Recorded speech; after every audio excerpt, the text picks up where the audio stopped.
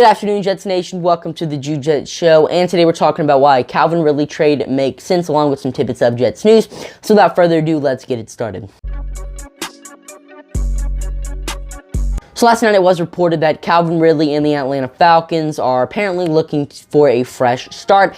Ridley has missed 14 games this season because of a mental health issue, and just leaving Atlanta probably is the best move for Ridley. I mean, he apparently really isn't too happy in Atlanta.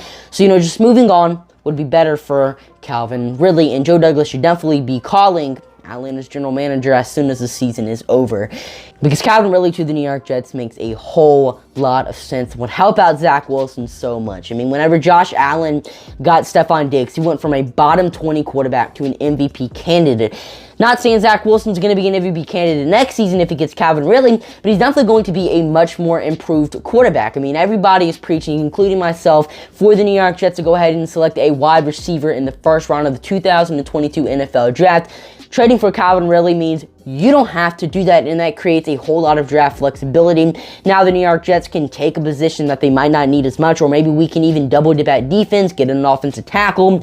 Now, because we have Calvin Ridley on the roster, and he is the receiver the New York Jets need. I've been preaching for the New York Jets to get a receiver who can make contested catches. Watching Calvin Ridley's tape last night shows that he can make these 50-50 balls, these contested catches that no receiver on the New York Jets has done this season. His route running is so good multiple times. This guy has just ran an elite route that's caused him to be so wide open. Most of his touchdowns last season were because he was wide open in the end zone. He also has awesome speed, and if you just take a look at this guy's stats, while Julio Jones was on the Falcons, they are impressive. 2018, 821 yards, 10 touchdowns. 2019, 866 yards, 7 touchdowns. In 2020, 1,374 yards, which was 5th most in the NFL, and 9 touchdowns. So Calvin Ridley is a top 10 receiver in the NFL. Would help out Zach Wilson so much more, creates draft flexibility. We also have the assets to trade for Calvin Ridley as well. Probably wouldn't cost more than a second and third round pick, and maybe even a player like Denzel Mims.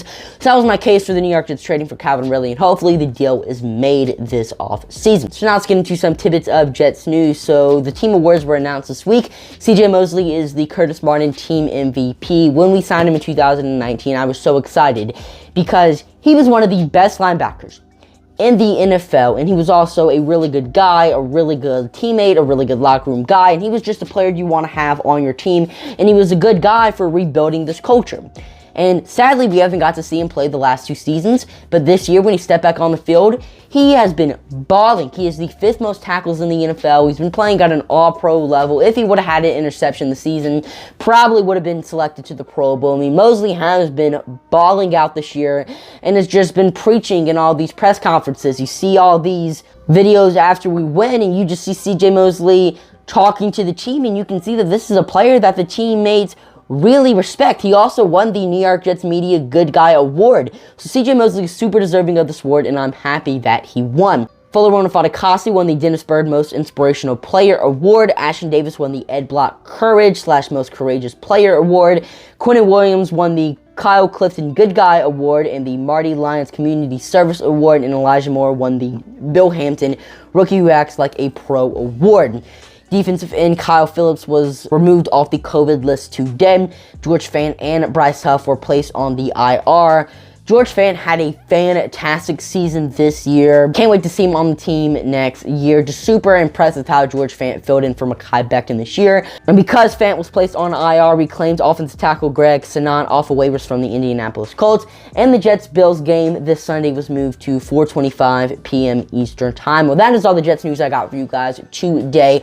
If you enjoyed, let me know by hitting the subscribe and like button. Check me out on Instagram, Twitter, and TikTok at Jude_Jets. You can check me out on Let's Talk Sports. The Facebook page is linked down below. I'm going to be writing some Jets articles for them. I already have 2 posted on their page as well as their website about, a mock draft as well as Braxton Bears, so make sure you guys go check them out. Also, give them a subscribe on YouTube if you're a hockey fan, baseball fan, football fan, like anything. They have a podcast for you, so make sure you guys go check them out. Well, I'm your host, Jude, signing off for now. See you guys later. Peace.